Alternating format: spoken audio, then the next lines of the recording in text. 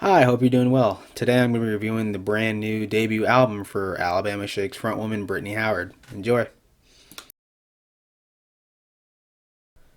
History Repeats starts off with some pretty meaty drum breaks. The song has a very southern feel to it. A lot of the riffs in the background are pretty funky. And even though the lyrical theme about history repeating itself isn't anything new by any means, I feel like Brittany does it pretty justice with her very soulful performance. And the outro on this thing is it's pretty catchy. It's a good setup for the following track.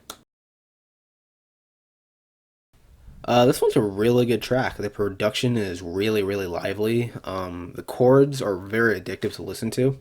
The lyrical theme about how Brittany feels that God still loves her, even if she's not doing the things other people want her to do, to kind of affirm her belief, such as going to church or, smoking a blunt. And her performance is pretty passionate, and it's aided by these extra swells of instrumentation around the chorus, especially the choir vocals. It's a very bustling track. Georgia's a pretty good track. I like the low key vibe and instrumental to start off. The track adds more instruments as it progresses, like the pipe organ and some meaty textures, especially during the outro. The lyrical theme of wanting the state of Georgia or the community, referring it solely as Georgia to notice her, even if it doesn't want to recognize her for the things she isn't or what she can't be. I think it's pretty interesting at first. But I feel like the songwriting to back the idea isn't great. It ends up being a bit too simplistic and kind of brings down the song for me. But I think the grand outro and how soulful the instrumental is at the end kind of saves it for me. Stay High is a pretty simple but effective track. The folk like indie rock instrumentation with some keys in the background give the song a nice flourish to it.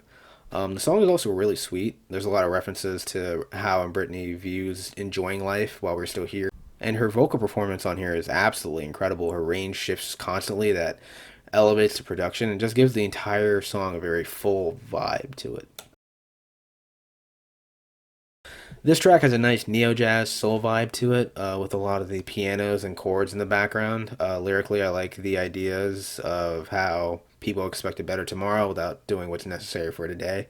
And she tackled it in a pretty interesting manner on the track. The outro, once again, is pretty great too, as there's more soulful vocals and loud instrumentation that kind of swells up into this grand finish. Overall, it ends up being one of the better tracks on the album.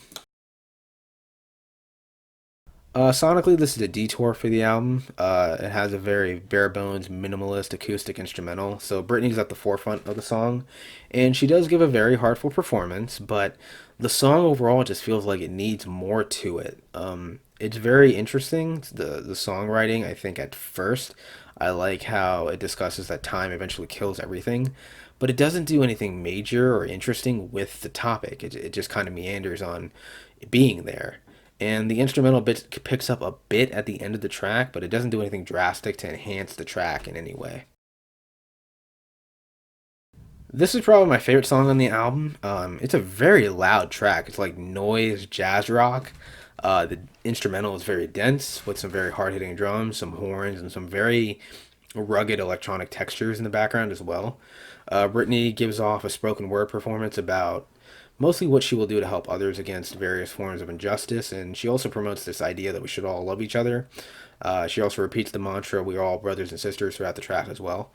The track only gets a lot more atmospheric and noisy as it progresses. During the last leg of the track, it also switches tempo, so the instrumental kind of slows down while retaining that large amount of noise just clouding your ears. It's very, very creative, and it's a very, very good detour sonically for the album as well.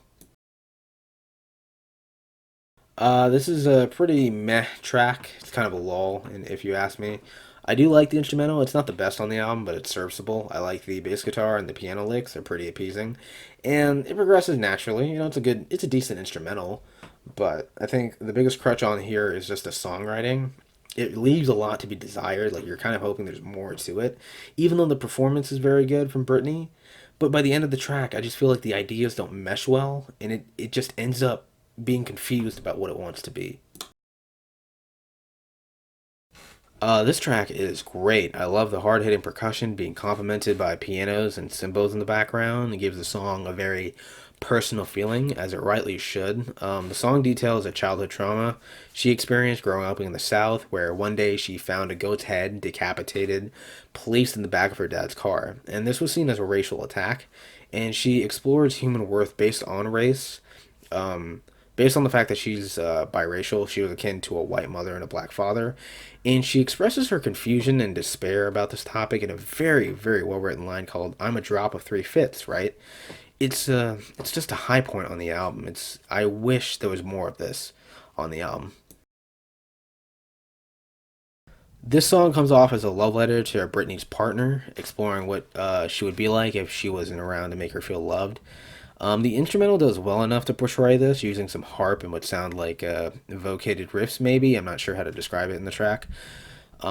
Musically, I don't think it's great. The melody of the verses and the refrain aren't good, but I feel like the topic and the intention of the song, it's very unique. Where it's not concerned about being an ear-catching song, but more like an ode to expressing how much she values her partner. Wow. This one is a complete dud. The instrumental, it sounds super unfinished. Like it sounds like it's trying to be like a grand cinematic instrumental, and it uses elements of synthwave to kind of give it a new kind of sound and flavor to end off the album. But it has such an unnatural feeling to it.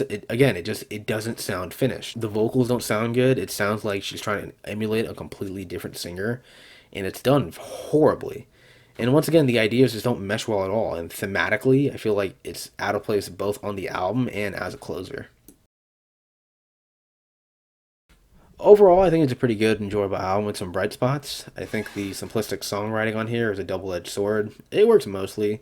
Sometimes, though, it just sounds like a bad diary entry. The instrumental palette, also, while I do like it, it feels way too samey at times to give each song like a distinct feel to it. And though that being said, I'm very excited to hear what Brittany has next, whether it be a solo project or something with the Alabama Shakes. And overall, I would give this album a 7 out of 10. Did you guys like it? Did you not like it? What would you rate it? Be sure to be active in the comments. I'm also open to recommendations for stuff I've never heard of. So, yeah, if you got something you want me to listen to, leave it down there. Also, leave a like and subscribe if you like my content. If not, please leave some constructive criticism for me as what I could do better. Thank you.